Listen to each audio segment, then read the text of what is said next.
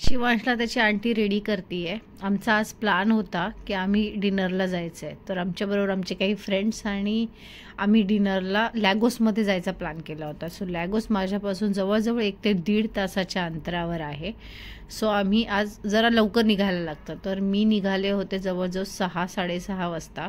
आम्हाला तिथे 8 वाजेपर्यंत पोचायचं होतं, पण पाऊस असल्यामुळे थोडं लेटच झाला।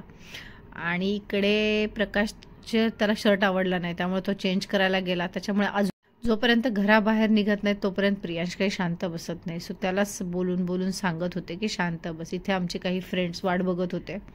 ॲक्च्युली गाड्यांची प्रॉब्लेम होता, जरा सगळ्या गाड्या तयार नव्हत्या। सो आम्ही बाहेर वाट बघतोय। पाऊस थांबला होता, त्यामुळे म्हटलं लवकर निघावं, कारण रस्ते खूप खराब आहेत। आणि रस्त्याचं मी काही रेकॉर्ड केलं नाही, कारण रस्ते दाखवण्यासारखं काहीच नव्हतं, कारण खरंच रस्ते खूप खराब होते। सो अशा प्रकारे आम्ही निघालो आणि 1-1.5 तासात आम्ही इथे पोहोचलो।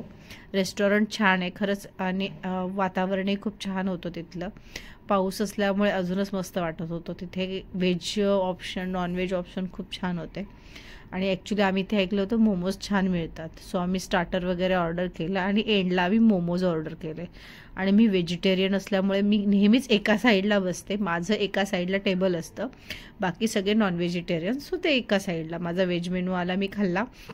त्याच्यानंतर शिवांशला मला सांभाळायची माझा नंबर होता। सो शिवांश माझ्याकडे होता तोपर्यंत प्रकाश खाऊन घेतो, आणि हा खूप गोड हसत होता। सो मला आणि एंडला आमचे मोमोज आले, पण मोमोज खूप अजिबात टेस्ट नव्हती, खूप बकवास होते। बाकी ॲम्बियन्स खूप छान होता, खूप सुंदर होतं रेस्टॉरंट। मला इथलं वातावरण खूप आवडलं, खूप छान वाईब्स येत होत्या। आणि हे आपल्या इंडियन ट्रॅडिशनशी निगडीत काही फोटोज लावले होते। Thanks for the watching, bye bye.